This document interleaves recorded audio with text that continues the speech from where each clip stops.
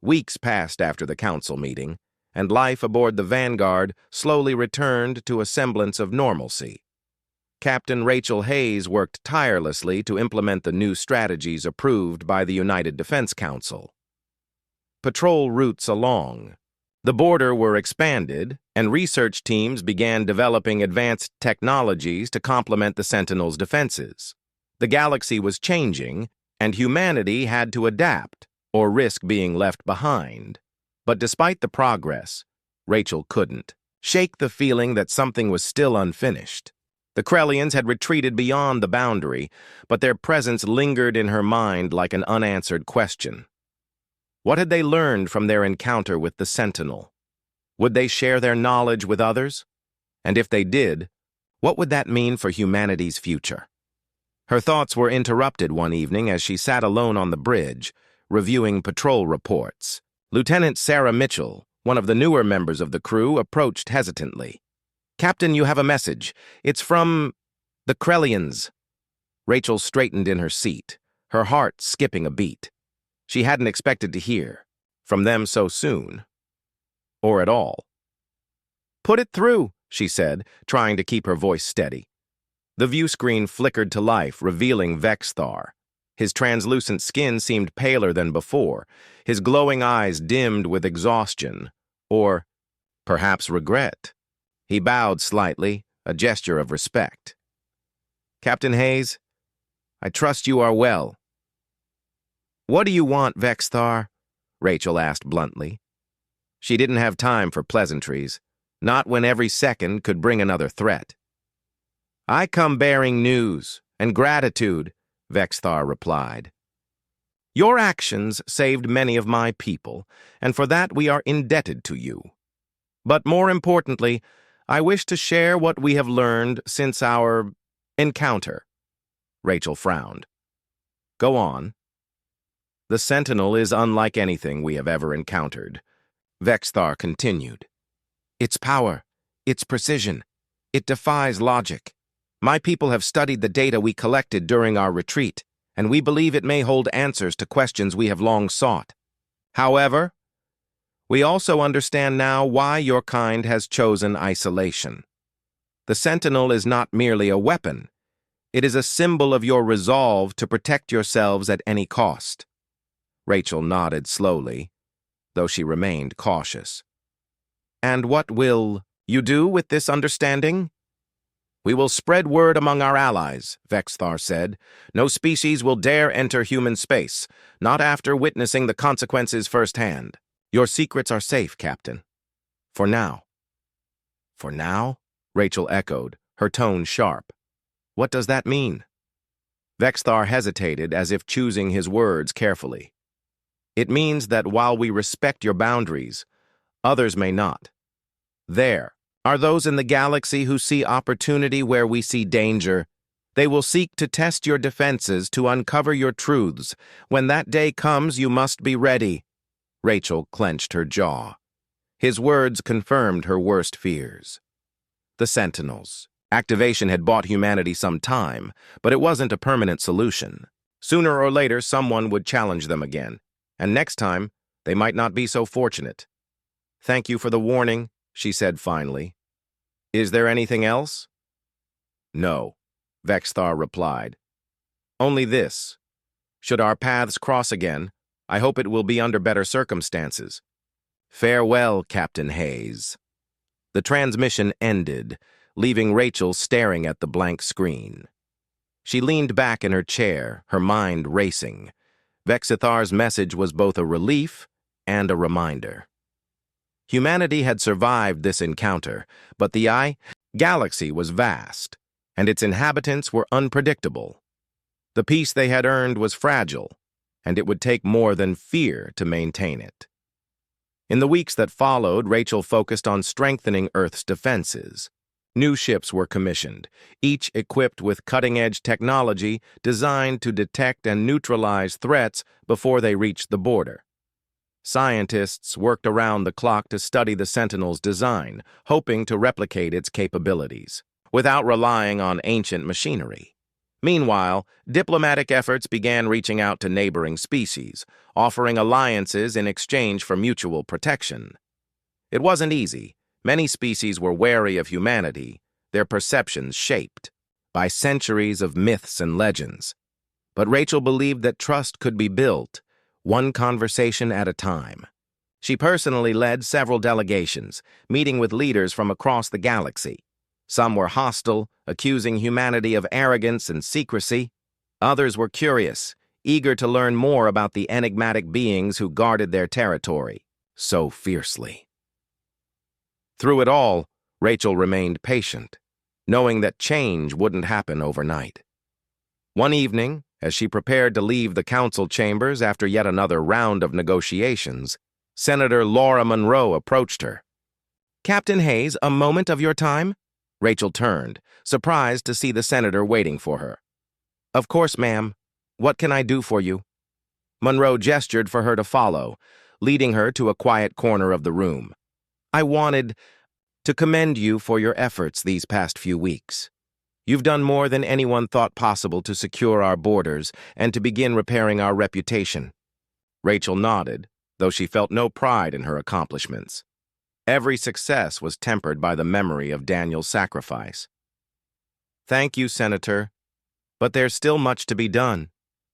"I agree," Monroe said, "which is why I wanted to discuss something with you. The Council has decided to form a special task force dedicated to exploring the possibility of long-term cooperation with other species. We'd like you to lead it." Rachel blinked in surprise. "Me? Why me?" "Because you've proven yourself capable of navigating the complexities of diplomacy while maintaining our security," Monroe explained. "You understand the balance we need to strike. Besides, the crew of the Vanguard trusts you implicitly. That's invaluable." Rachel hesitated, weighing the offer.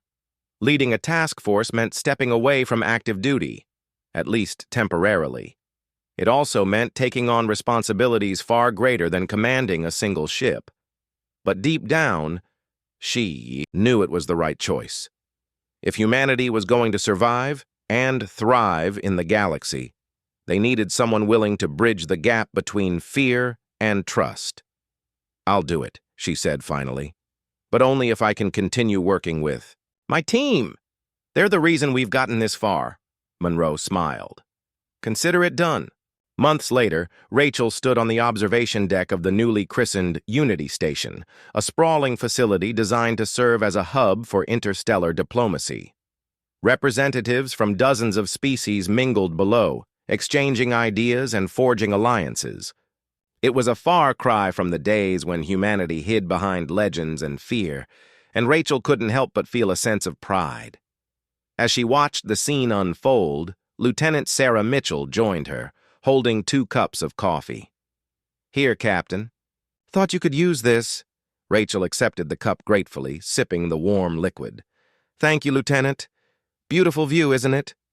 "It is," Sarah agreed.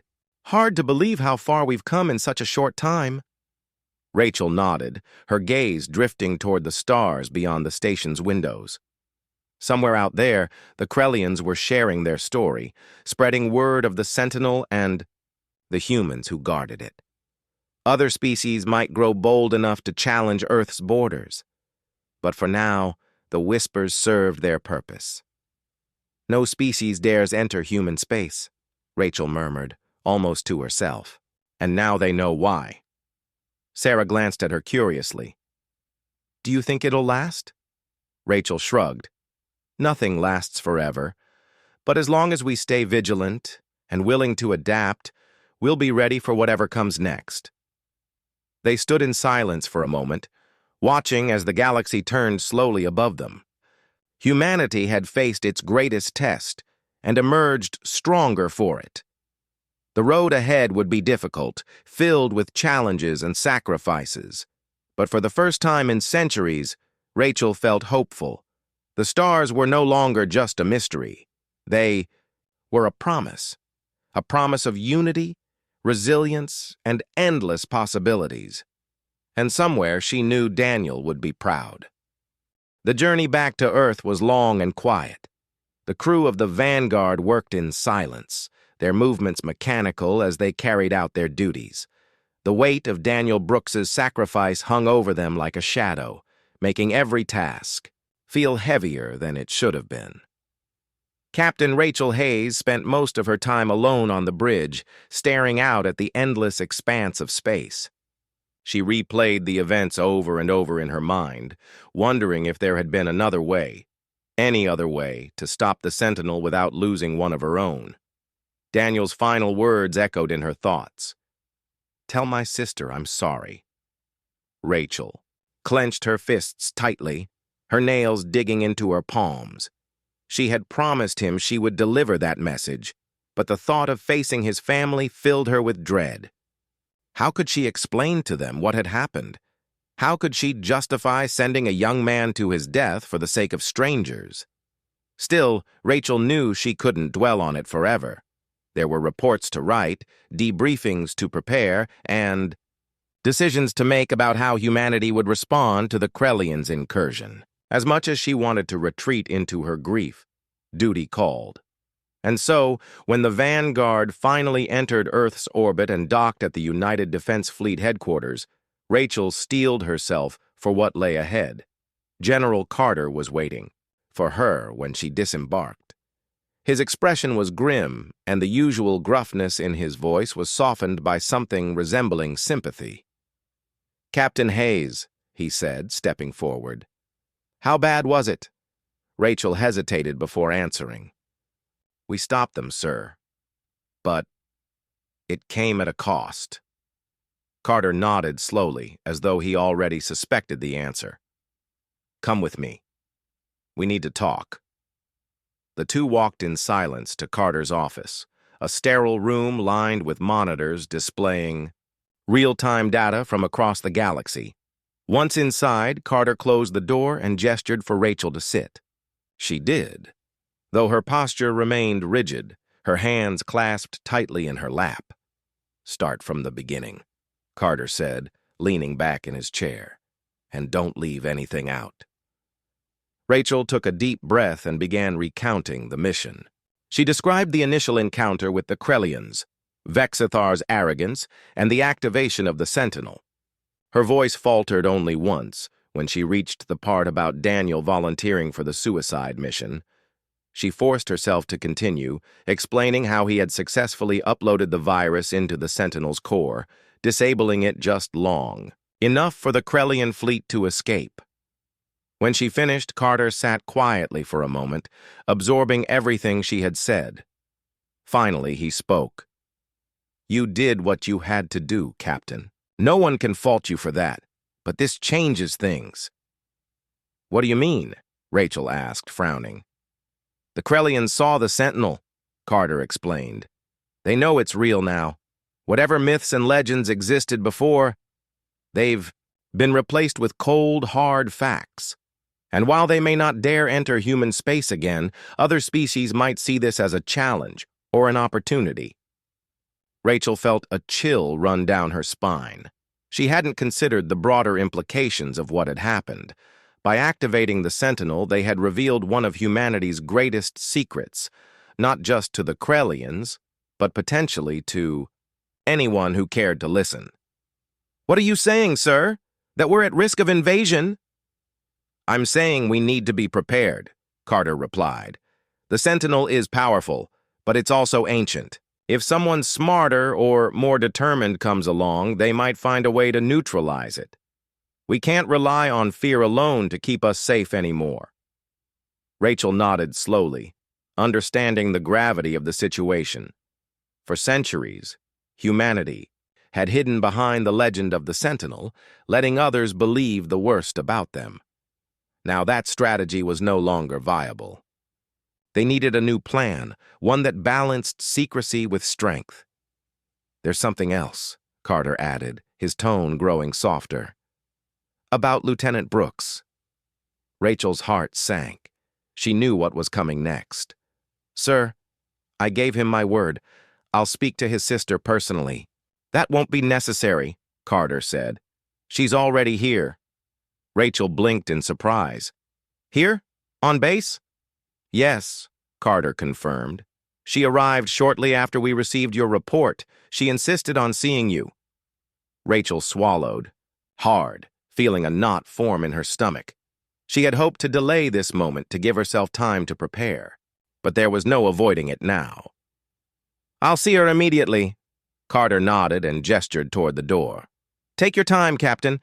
This isn't going to be easy." Daniel's sister, Emily, was waiting in a small conference room near the main hangar. She looked younger than Rachel had expected, with the same messy brown hair and glasses that Daniel often wore. Her hands were folded neatly in her lap, but her knuckles were white from gripping them too tightly. When Rachel entered the room, Emily stood up, her eyes searching Rachel's face for answers. "Captain Hayes," Emily said, her voice trembling slightly. I wanted to thank you for bringing him home." Rachel flinched at the words. Technically, Daniel hadn't come home, not really. All that remained of him was a name on a casualty list and the memory of his bravery. Still, she forced herself to nod. "He was a hero, Emily. He saved countless lives, including mine." Emily's lips quivered, and tears welled up in her eyes. "I know. General Carter told me what happened. I wish I could have seen him one last time. Told him how proud I am of him." Rachel stepped closer, placing a hand gently on Emily's shoulder. "He knew, Emily. He knew how much you loved him, and how much everyone aboard the Vanguard respected him. His sacrifice won't be forgotten." Emily nodded, wiping her eyes with the back of her hand. "Thank you, Captain, for taking care of him. For everything." Rachel didn't trust herself to speak, so she simply nodded again. After a few moments, Emily excused herself, leaving Rachel alone in the room. The weight of the conversation settled over her like a heavy blanket, and she sank into a chair, burying her face in her hands. She had faced battles, outmaneuvered enemies, and made impossible decisions, but nothing compared to the pain of losing someone under her command. In the days that followed, Rachel threw herself into work, drafting reports and preparing for the inevitable inquiries from the United Defense Council. Word of the Sentinel's activation spread quickly, and soon representatives from across Earth demanded answers. What had happened? Why had the Krellians been allowed to approach the boundary? And most importantly, what measures were being taken to ensure it never happened again? When the day of the council meeting arrived, Rachel stood before a panel of stern-faced officials, each more intimidating than the last. She recounted the events of the mission once more, her voice steady despite the scrutiny. When she reached the part about Daniel's sacrifice, the room fell silent. Even the harshest critics seemed moved by the story of his bravery. Finally, one of the council members, a woman named Senator Laura Monroe, spoke up. "Captain Hayes, your actions saved countless lives, both human and alien. But we cannot ignore the fact that the Sentinel has been exposed. What steps are you taking to address this?" Rachel straightened her posture, meeting the senator's gaze head-on. "Ma'am, the Sentinel remains our first line of defense. However, I agree that we cannot rely solely on it moving forward. I propose expanding our patrols along the border and developing new technologies to complement the Sentinel's capabilities. Additionally, we should consider reaching out to neighboring species, not as adversaries, but as potential allies." The suggestion drew murmurs of surprise from the council. Outreach had always been a controversial topic, given humanity's history of isolation, but Rachel believed it was time to change the narrative. Fear had kept others away for centuries, but cooperation might achieve the same result without the loss of life. After hours of discussion, the council agreed to implement Rachel's recommendations. Though the decision was far from unanimous, it marked a turning point for humanity. For the first time in centuries, they were choosing to engage with the galaxy instead of hiding from it.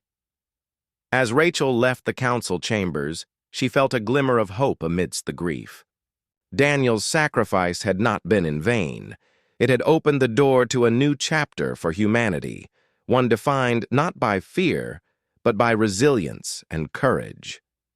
And as she gazed up at the stars, she whispered a silent promise to him. "We'll honor your memory, Daniel, every step of the way."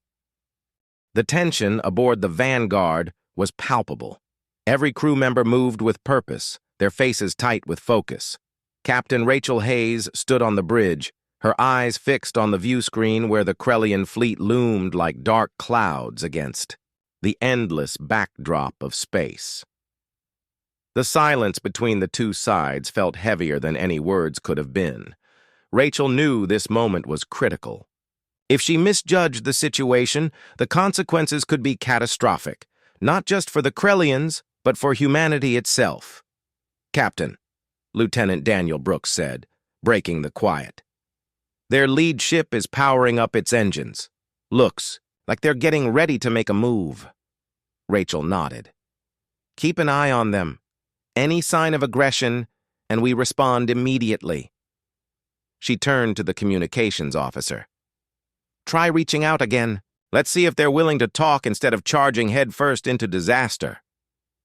The comms crackled to life as the message was sent. Moments later, Vexithar's voice returned, calm but firm. "Captain Hayes, we have no hostile intentions. Our mission is one of discovery, not conquest. Surely even your kind can appreciate the pursuit of knowledge." Rachel exchanged a glance with Daniel. The Krellian leader's tone was reasonable, almost persuasive, but she couldn't afford to let her guard down. "Discovery comes at a price," she replied. "You've entered restricted territory without permission. That makes you a threat, whether you realize it or not." Vexthar paused before responding. When he spoke again, there was a hint of frustration in his voice. "We are scientists, not warriors. If you insist on viewing us as enemies, then perhaps your legends are true. You are as dangerous as they claim." Rachel clenched her fists behind her back.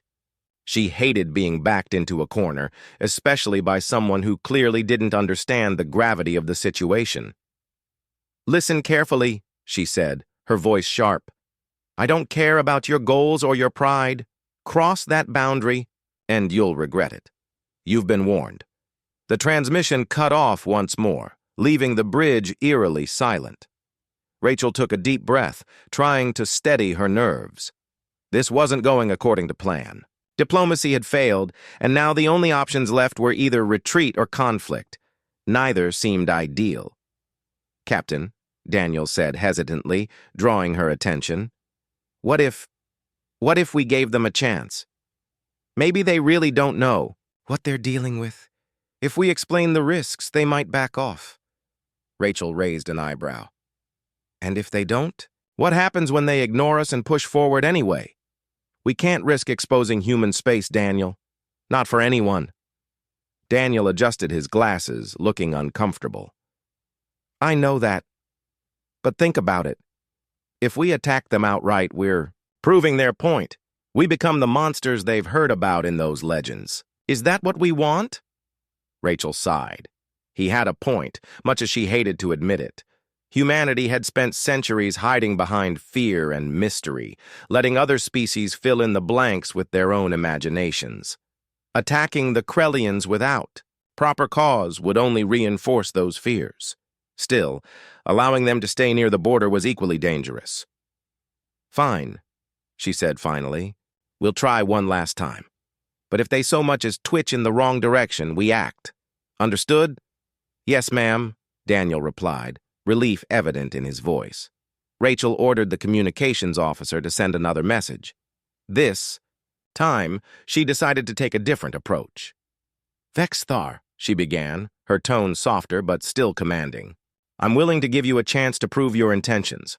Come aboard the Vanguard. We'll discuss this face to face. If you're truly here for knowledge, maybe we can find a way to satisfy your curiosity without risking everything." There was a long pause before Vexthar responded. "An intriguing proposal, Captain Hayes. Very well. I accept your invitation. But know this. My decision does not mean submission. It is merely a gesture of goodwill. Rachel nodded to herself. At least they were talking now. Understood. Prepare a shuttle. We'll meet you halfway. As the Krellian shuttle approached the Vanguard, Rachel instructed her security team to remain on high alert. She trusted neither Vexthar nor his motives, but she needed answers. When the airlock hissed open and the Krellian delegation stepped onto the ship, she studied them carefully. Vexthar was taller than she expected, his translucent skin shimmering faintly under the artificial lights. His glowing eyes scanned the room with calculated interest, taking in every detail. "Welcome aboard," Rachel said, stepping forward to greet him. "I hope you understand the seriousness of this situation." Vexthar inclined his head slightly. "Indeed, your hospitality is appreciated, though unnecessary. My people are accustomed to adversity." Rachel ignored the jab and gestured for him to follow her to the conference room. Once inside, she took a seat across from him, flanked by Daniel and two armed guards. The atmosphere was tense, each side wary of the other. "Let's get straight to the point," Rachel said. "Why are you here? What do you hope to achieve by entering human space?" Vexthar leaned back in his chair, his expression unreadable. "As I said before, our mission is one of discovery. For generations, my people have studied the anomalies surrounding this region. The energy readings, the gravitational distortions, they defy explanation. We believe the answers lie within human space." Rachel frowned. "And you think that gives you the right to trespass? To endanger yourselves and everyone else?" Vexthar's gaze hardened. "Endangerment implies ignorance. We came prepared. Or would you prefer we remained in the dark, clinging to superstition like so many others?" Rachel resisted the urge to snap back. Instead, she glanced at Daniel, who was typing furiously on his tablet. "Lieutenant Brooks," she said, keeping her voice neutral. "Can you show Mr. Vexthar why crossing the boundary is such a bad idea?" Daniel nodded and activated the holographic display in the center of the table. A series of images appeared, showing the aftermath of previous incursions into human space. Shattered ships, scorched planets, and eerie silhouettes of massive constructs floated above the table. Vexthar's eyes widened slightly, though he quickly masked his reaction. "This is what happens to those who ignore the warnings," Rachel explained. "Whatever defenses exist within human space, they are beyond anything you've encountered. Even we don't fully understand them." Vexthar studied the images for a moment before speaking. "Fascinating. And yet, these events occurred centuries ago, did they not? Perhaps your defenses have weakened over time. Perhaps they are no longer as formidable as you claim." Rachel's jaw tightened. She hadn't expected him to call her bluff. "Don't test me, Vexthar. You won't like the results." Before he could respond, alarms blared throughout the ship. The lights flickered, and the entire vessel shuddered violently. Rachel shot to her feet, her heart pounding. "Report!" she barked. "It's coming from the border!" Daniel shouted, his fingers flying across the keyboard. "Some kind of energy surge. It's massive." On the view screen, a swirling vortex of light and energy began to form just beyond the Krellian fleet. It pulsed with an unnatural rhythm, radiating power that made the hairs on Rachel's neck stand on end. Whatever it wasn't natural, and it wasn't friendly.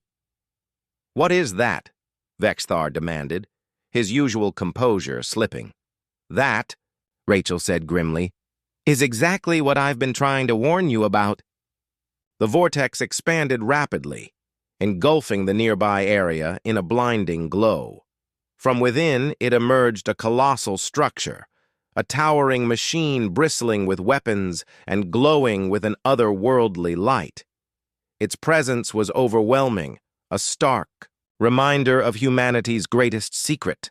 "The Sentinel," Daniel whispered, his voice trembling. "It's real." Rachel gripped the edge of the table, her mind racing. The Sentinel was active, and nothing, not diplomacy, not reason, could Stop it now! The Krellians had crossed a line they didn't even realize existed, and now they were about to pay the price. All Rachel could do was watch as the ancient construct locked onto the nearest target, a Krellian ship. No, Vexithar breathed, his glowing eyes wide with terror. This cannot be happening. Rachel turned to him, her expression grim. Now you know why no species dares enter human space, and now you'll see why they never return. The Sentinel fired a single beam of energy, obliterating the Krellian vessel in an instant. The explosion lit up the void of space, leaving behind only debris and silence. Panic erupted among the remaining ships as they scrambled to flee. Rachel knew she had mere seconds to decide what to do next. Letting the Krellians die would eliminate the immediate threat, but it would also confirm everything they feared about: humanity. Saving them, on the other hand, might buy Earth some goodwill, but at what cost? Captain, Daniel said urgently, we need to help them. If we don't, we're no better than the legends they've heard. Rachel hesitated, torn between duty and morality.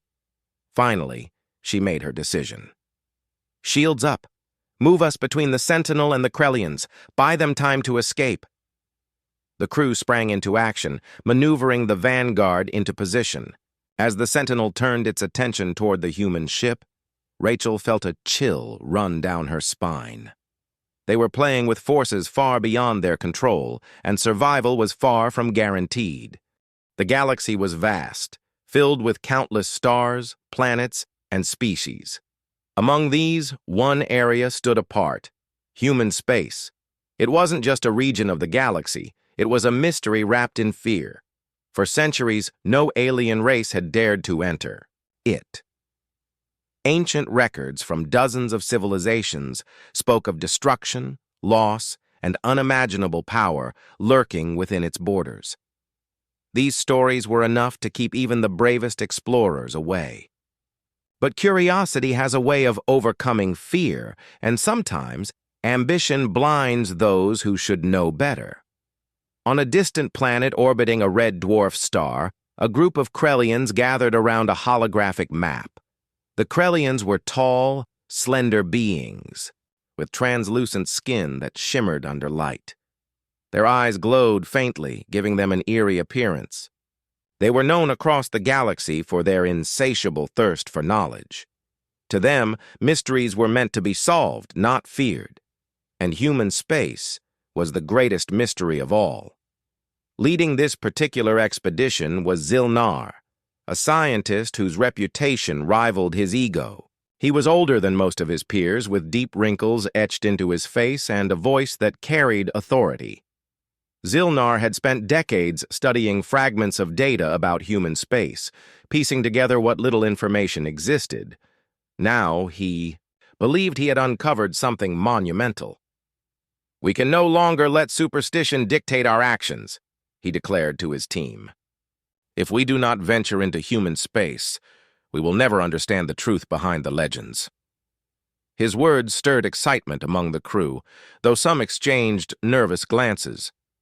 One young engineer named Trelk raised a hesitant hand. "But, sir, the warnings. They say entire fleets have been destroyed. What if the stories are true?" Zilnar dismissed the question with a wave of his hand. "Stories are just that. Stories. We are scientists, not cowards. If there is danger, we will face it. If there is knowledge, we will claim it." His confidence silenced any further objections. The decision was made. A fleet of 6 ships would set course for the edge of human space, equipped with the latest technology and prepared for whatever awaited them. Meanwhile, on Earth, Captain Rachel Hayes sat in her office aboard the United Defense Fleet headquarters. She was a woman in her mid-30s, with sharp features and piercing blue eyes that missed nothing. Her dark hair was tied back neatly, and her uniform was immaculate. Rachel had earned her rank through years of dedication and skill, but today she felt uneasy. Something about the briefing she had just received didn't sit right. General Carter, a grizzled veteran with a gravelly voice, leaned forward in his chair. Captain, we've detected unusual activity near the border of human space. A fleet of unknown origin is approaching. Our scans suggest they're Krellian. Rachel frowned. Krellians? What would they want out there? That's what we need to find out, Carter replied. They're either incredibly brave or incredibly stupid. Either way, they're getting too close. Your orders are simple. Intercept them before they cross the boundary. Do whatever it takes to protect our territory. Rachel nodded, though her mind raced with questions. Why now? After centuries of avoiding human space, why were the Krellians suddenly interested? And more importantly, how far were they willing to go to stop them? She knew the stakes. Humanity's survival depended on keeping its secrets safe. Whatever lay beyond the border, it was not something to be shared lightly. As she left the briefing room, Rachel found Lieutenant Daniel Brooks waiting for her. Daniel was a man in his late 20s, with messy brown hair and glasses that constantly slid down his nose. He was brilliant, perhaps one of the smartest strategists in the fleet, but his awkward demeanor often made him seem out of place among the more seasoned officers. Still, Rachel trusted him implicitly. "What's the situation?" Daniel asked, adjusting his glasses nervously. "We've got company," Rachel said. "Krellians. They're heading straight for the border. We need to move fast." Daniel's eyes widened. "Are you serious? No one goes near human space. Not since... well, you know." "I know," Rachel said grimly. "Which is why we can't afford to mess this up. Get the Vanguard ready. We leave in an hour." The Vanguard was a sleek, state-of-the-art vessel, designed for both combat and reconnaissance. Its crew consisted of some of the best minds and soldiers Earth had to offer. As Rachel boarded the ship, she couldn't help but feel a sense of foreboding. This mission felt different somehow, as though the weight of history itself rested on her shoulders. Once aboard, Rachel addressed her crew. "Listen up," she began, her voice steady and commanding. "We've got a potential threat approaching the border. Our job is to intercept and neutralize it before it becomes a problem. I don't care who they are or what they want. They're not crossing that line. Understood?" The crew responded with a chorus of affirmatives, their determination evident. Rachel turned to Daniel, who was already seated at his station, typing furiously. "Status update?" "We're good to go," Daniel replied. "Weapon systems online, shields at full capacity. If they try anything funny, we'll be ready." "Good," Rachel said. "Let's hope it doesn't come to that." As the Vanguard accelerated toward the border, Rachel gazed out the viewport at the endless expanse of space. Somewhere out there, the Krellians were closing in. She wondered what drove them to take such a risk. Was it greed, curiosity, or something else entirely? Whatever the reason, Rachel knew one thing for certain. They were playing with fire, and if they weren't careful, they might get burned. Hours passed as the Vanguard approached the designated coordinates. Finally, the sensors picked up the Krellian fleet. 6 ships, each larger than the last, hovered ominously near the invisible boundary. Rachel ordered her communications officer to establish contact. "This is Captain Rachel Hayes of the United Defense Fleet," she announced over the comms. "You are approaching restricted territory. Turn back immediately or face the consequences." For a moment, there was silence. Then, a voice crackled through the speakers. It was calm, almost soothing, yet carried an undertone of arrogance. "I am Vexthar, leader of this expedition. We mean no harm. We seek only knowledge." Rachel exchanged a glance with Daniel. Knowledge. Of course, that was always the excuse. "Your intentions are irrelevant," she replied. "This area is off limits. Leave now, or we will take action." Vexithar chuckled softly. "Action? Against whom? Your kind has hidden behind myths and legends for centuries. Are you truly prepared to reveal yourselves?" Rachel clenched her jaw. The Krellian's words struck a nerve. Humanity had indeed kept to itself, preferring isolation over exposure. But that didn't mean they were weak. Far from it. "Don't test us," she warned. "You won't like the results." The transmission ended abruptly, leaving an uneasy tension in the air. Rachel knew they were running out of time.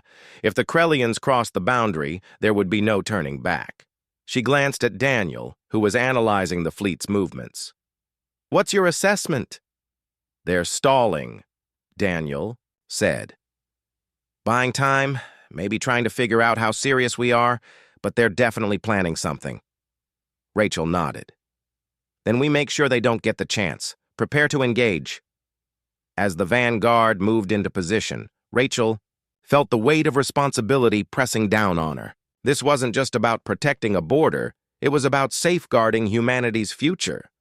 The galaxy had always whispered about human space, warning others to stay away. Now, thanks to the Krellians, the whispers might become screams. And Rachel knew exactly why. The stage was set. The players were in place. All that remained was to see whether diplomacy or destruction would prevail. Months had passed since the fall of the Valon warship, and Earth was slowly beginning to recover. The scars left by the invasion were still visible, craters in the landscape, burned-out buildings, and stretches of land rendered barren by the aliens' energy bursts. But life was finding a way to return. Farmers planted new crops in fields that had been scorched black, and workers rebuilt homes brick by brick. It was slow, painful work, but every small step forward felt like a victory. The United Planetary Defense Force headquarters, Ryan Mitchell stood on a balcony overlooking the bustling activity below. Engineers worked tirelessly on the assembly line, constructing sleek starships designed with reverse-engineered Valon technology. Soldiers trained in simulation pods, preparing for battles yet to come. Scientists pored over alien artifacts, trying to unlock their secrets. Despite the progress, Ryan couldn't shake the feeling that they were racing against time. The Valon Empire hadn't sent reinforcements yet, but it was only a matter of when, not if. Inside the command center, Laura Bennett sat hunched over her desk, surrounded by stacks of data tablets and holographic displays. Her eyes were bloodshot from lack of sleep, but she refused to rest until she understood everything about the Valon's technology. She had already made significant breakthroughs, including developing shields capable of deflecting plasma weapons, and engines that could rival those used by the invaders. But there was still so much more to learn.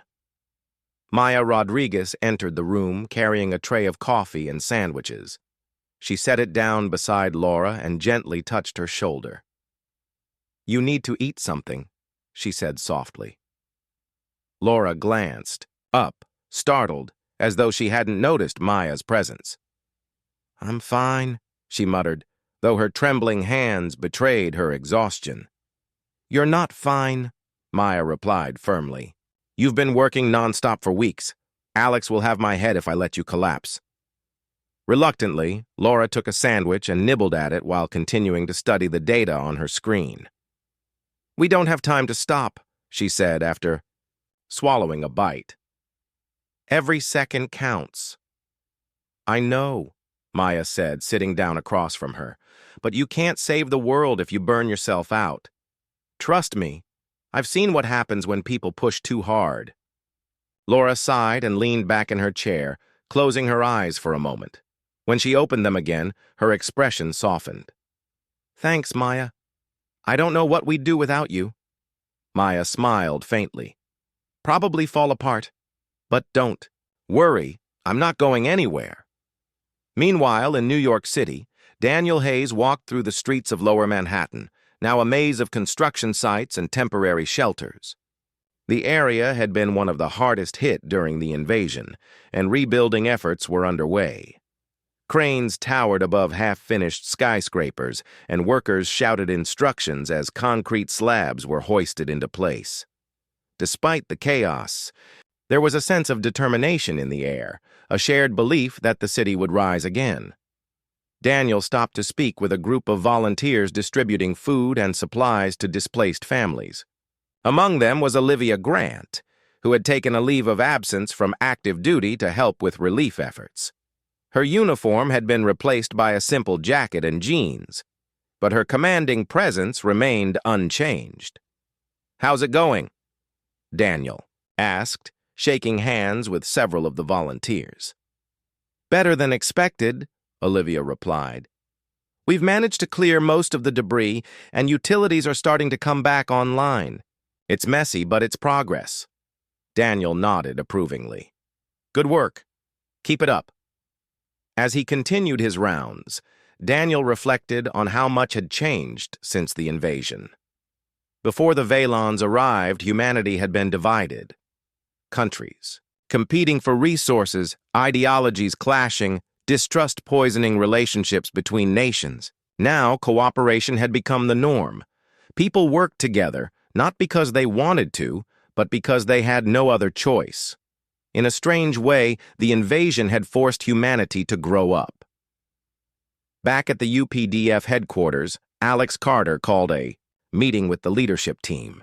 The room was filled with familiar faces: Ryan, Laura, Maya, and others who had played key roles in defeating the Valons. Alex stood at the front, his expression serious. "We've made incredible strides," he began, pacing slowly as he spoke. "Our ships are faster, our weapons stronger, our defenses more reliable. But none of that matters if we're caught off guard again." He paused, letting his words sink in before continuing. "Intelligence reports suggest the Valon Empire is regrouping. They may send another fleet within the next year or sooner. We need to be ready." Ryan raised his hand. "What's the plan?" Alex turned to face him. "We expand our reach, build listening posts in deep space to monitor for incoming threats, establish alliances with any civilizations we encounter, and most importantly, prepare for a fight on multiple fronts," Laura chimed in. "If we can deploy automated drones to patrol distant sectors, we might detect enemy movements early enough to respond." "Agreed," Alex said. "But we also need to think beyond defense. This isn't just about protecting Earth. It's about ensuring humanity has a future among the stars." The discussion continued late into the night, with ideas flowing freely. By the end of the meeting, a clear strategy had emerged: fortify Earth's defenses, explore uncharted regions of space, and seek out potential allies. It was an ambitious plan, but one that offered hope in an uncertain future. Over the following months, the UPDF launched its first wave of exploration missions. Starships ventured into the farthest reaches of the solar system, mapping asteroid belts and scanning for signs of life. One such mission, led by Captain Emily Dawson, discovered a derelict alien vessel drifting near Neptune. Its design was unlike anything they had seen before, not Valon, but something else entirely. "This changes everything," Laura said excitedly as she analyzed samples brought back from the ship. "Whoever built this was advanced, maybe even rivals to the Valons," Ryan frowned. "Or worse." "Let's not jump to conclusions," Alex interjected. "For now, focus on understanding their technology. If we can ally with whoever created this, we might gain an edge." As the days turned into weeks, humanity's resolve only grew stronger. Cities were rebuilt, economies stabilized, and morale improved. People began to dream again, not just of survival, but of exploration and discovery. Schools reopened, teaching children about the stars and the possibilities they held. Artists painted murals depicting Earth's triumph over the Valons, symbols of resilience and unity. But beneath the surface, tensions simmered. Some questioned whether humanity should venture into space at all, fearing it would provoke further conflict. Others argued that staying on Earth was no longer safe, given the likelihood of another invasion. Debates raged in parliaments and living rooms alike. But one thing remained constant: the desire to protect what mattered most. One evening, as Ryan stood on the bridge of the Dauntless, he gazed out at the endless expanse of stars. Beside him, Laura joined him, her arms crossed as she leaned against the railing. "What happens if we find someone worse than the Valons?" she asked quietly. Ryan hesitated before answering. "Then we'll deal with it, like we always do." Laura smiled faintly. "You sound optimistic." "I'm realistic," Ryan replied. "We've faced impossible odds before. Whatever comes next, we'll handle it, together." As the Dauntless drifted silently through the void, its crew worked diligently, preparing for whatever lay ahead. Humanity had proven itself capable of greatness, even in the face of overwhelming adversity. The road ahead would be long and fraught with challenges, but for the first time in history, Earth looked outward, not with fear, but with hope. The victory over the Valon warship brought a wave of relief across Earth, but it was short-lived. The battle had left deep scars, both on the planet and in the hearts of its people. Cities lay in ruins, their streets littered with debris and the remnants of lives lost. Power grids were still down in many areas, leaving millions without electricity or clean water. Hospitals overflowed with wounded soldiers and civilians, their cries echoing through makeshift wards. Despite the triumph, the cost of survival was immense. At the command center, Alex Carter stood staring at a wall of monitors showing images from around the world. Fires burned in distant forests, ignited by the Valon's energy bursts. Coastal towns had been flooded when tidal waves caused by the warship's collapse swept inland. The damage was catastrophic, and rebuilding would take years, if not decades. But Alex knew they couldn't afford to rest. The Valon Empire wasn't gone. Xerac may have fallen, but his superiors might send reinforcements. Humanity needed to prepare for whatever came next. Ryan Mitchell walked into the room, his face pale and drawn. He hadn't slept since returning from the final assault. Every time he closed his eyes, he saw flashes of the battle, the explosions, the screams, the faces of those who hadn't made it back. Laura Bennett followed close behind him, her arms wrapped tightly around herself as if trying to hold herself together. Maya Rodriguez trailed after them, clutching the signal jammer like a lifeline. None of them spoke. There were no words left to say. Alex turned to face them. "You did what no one thought possible," he said softly. "You saved us." Ryan shook his head. "We barely scratched them. If more ships come, we won't stand a chance." "We'll be ready," Alex replied firmly. "This time we know what we're up against." Laura stepped forward, her voice trembling but resolute. "We need to learn from this. Study their technology, understand how they operate. If we can replicate their advancements, we'll have a fighting chance." Maya nodded. "And we need to help the survivors. People are starving, homeless. We can't just focus on the future while ignoring the present," Alex agreed. "We'll do both, rebuild and prepare." Over the following weeks, humanity came together in ways no one had imagined. Nations that had once been rivals worked side by side, pooling resources and sharing knowledge. Factories shifted production from consumer goods to building materials and medical supplies. Scientists collaborated on reverse engineering Valon tech, hoping to unlock its secrets. Farmers planted crops in fields scarred by fire, determined to feed the hungry. Volunteers traveled to devastated regions, offering aid and comfort wherever they could. In New York City, Daniel Hayes helped organize relief efforts, coordinating shipments of food and medicine. Though he had failed to negotiate peace with the Valons, he refused to give up on humanity. "We've survived worse," he told anyone who doubted the recovery effort. "If we can rebuild after this, there's nothing we can't overcome." Olivia Grant led teams of soldiers tasked with securing areas hit hardest by the invasion. Her unit patrolled the streets, ensuring looters didn't exploit the chaos. She also worked closely with local leaders, helping distribute supplies and maintain order. Despite the exhaustion etched into her face, she pushed herself harder than ever, driven by the memory of Ethan Cole and the others who had sacrificed everything. As the days passed, stories of heroism began to emerge. In Tokyo, a group of engineers managed to restore power to an entire district using salvaged parts from downed alien drones.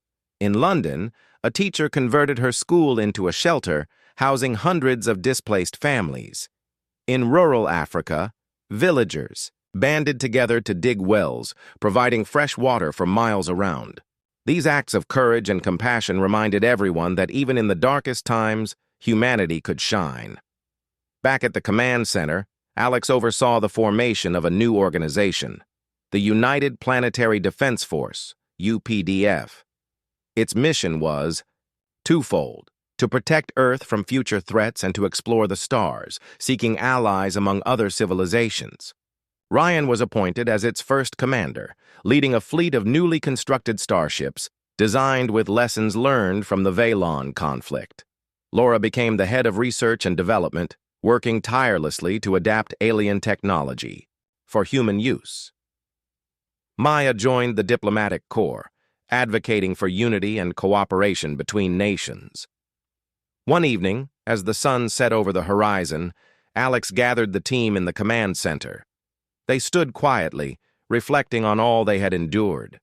For a moment, no one spoke. Then Laura broke the silence. "Do you think we'll ever find peace out there?" she asked, gesturing toward the stars visible through the window. Alex hesitated before answering. "I don't know, but I do know this. We can't stop looking. If we give up now, then the Valons win, not just today, but forever." Ryan nodded. "We've already proven we're stronger than they thought.